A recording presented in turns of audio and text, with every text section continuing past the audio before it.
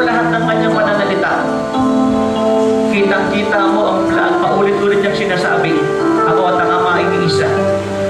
Naparito ko para ipakilala sa inyo ang Ama. Tinanggap mo na ba si Christ bilang Lord and Savior ng iyong buhay? At ang tunay na Kristiyano, ang tunay na sumasamba sa Diyos, ay naglilingkod sa Diyos.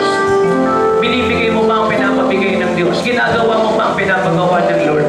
Ini-offer mo ba ang talento mo, ang buhay mo sa Kanya? Alam mo, marami rito sa inyo. Nung mahal nyo ang Diyos at gusto nyo magpagamit kay Lord mightily effectively in this final hour. Gusto nyo rin matupad ang inyong mga magagandang pangarap kasama ang inyong mga mahal sa buhay. Marami sa inyo ay gusto nyo rin maglingkod sa Diyos at magamit effectively, mightily.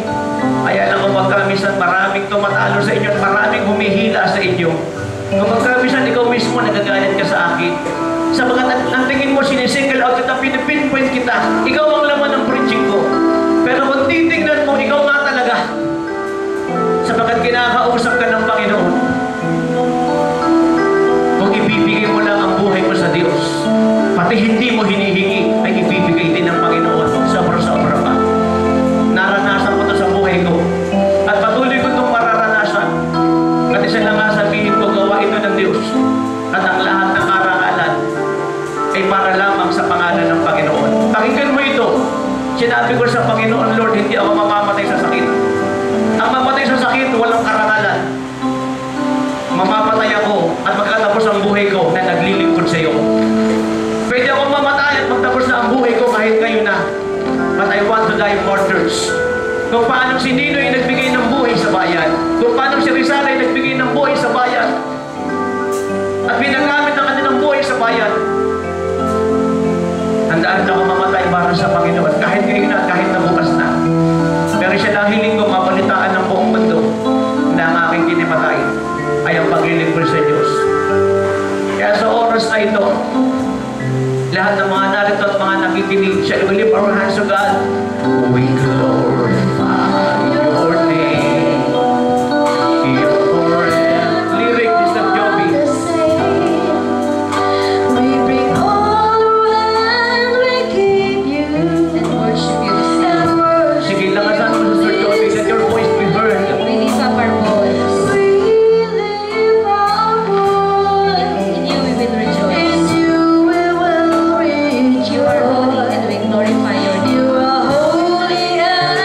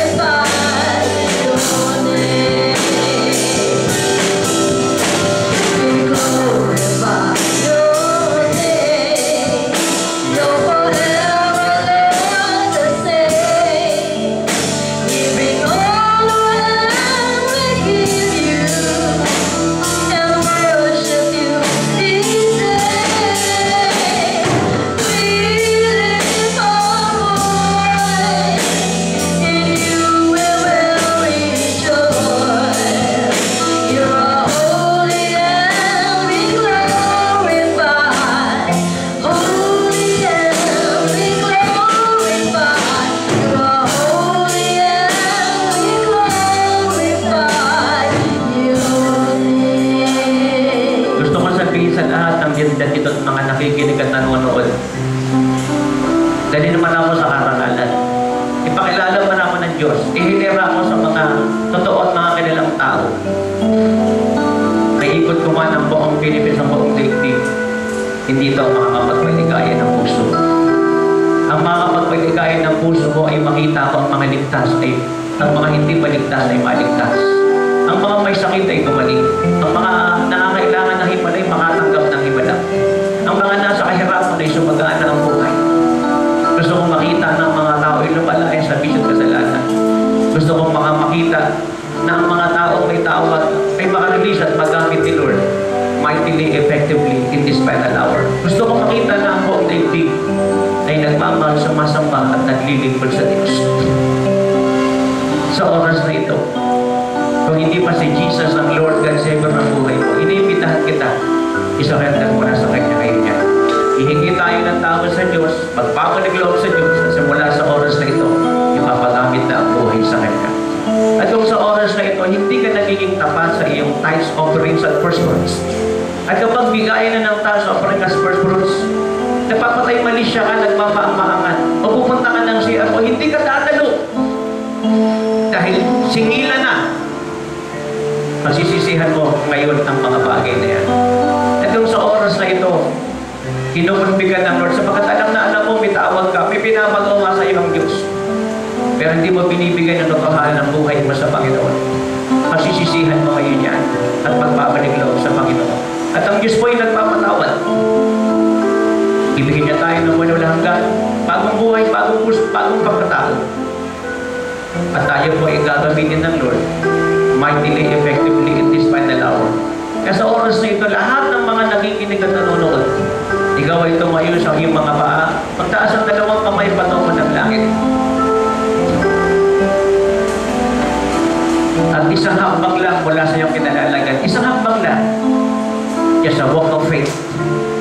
At tayong lahat na mananarito, alam na alam mo, ikaw ang kinakausap ko at ikaw ang kinakausap ng Diyos. I am preaching generally. I'm not mentioning any name. But you know when you know, the Lord is referring to you through my preaching. Sasabihin mo ngayon sa Panginoon, you will serve the living God. You will continually pray and fast. You will give your tithes, offerings, and first fruits. Kagaya ng sinabi ni Pastor Rashid kanina, maniniwala tayo sa lahat ng mga pangako ng Diyos. At kung ito ang layunin ng iyong puso, taas mo ang dalawang kamay mo patungo ng langit. Marami ako laging tinetext at marami ako laging tinatawagan. Marami ako laging pinupuntahan, lalo na yung alam kong nawawaglit, nawawala sa Panginoon. Sugdo lang gumastos ako, no problem. Sugdo lang magsakripisyo ako, no problem. Pero meron sana ako tinext kagabi. Nakalimutan ko siya. Pero sa puso ko ay hindi ko siya nakalimutan. Kanina pagpasok niya rito sa church, niyakap ko siya. Isang pag-iyakap na punong-puno ng katotohanan.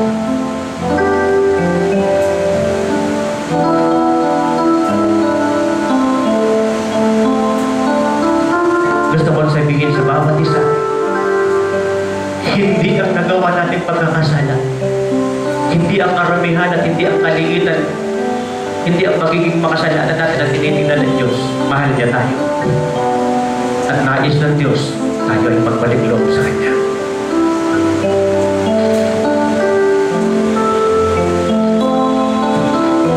Sa mga darating na araw, pupuntahan ko bang iba? Iyayakapin at luluhod sa harapan ng Diyos. Ihingi ko sa Diyos ang tawad ng atin ng ang mga pagkagawa pagkakamali.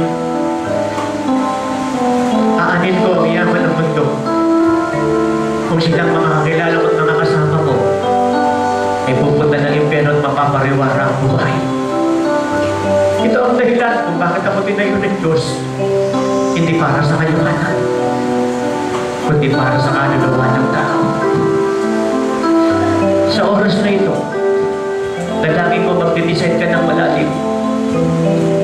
Ibibigay mo na totohanan ang buhay mo sa Diyos.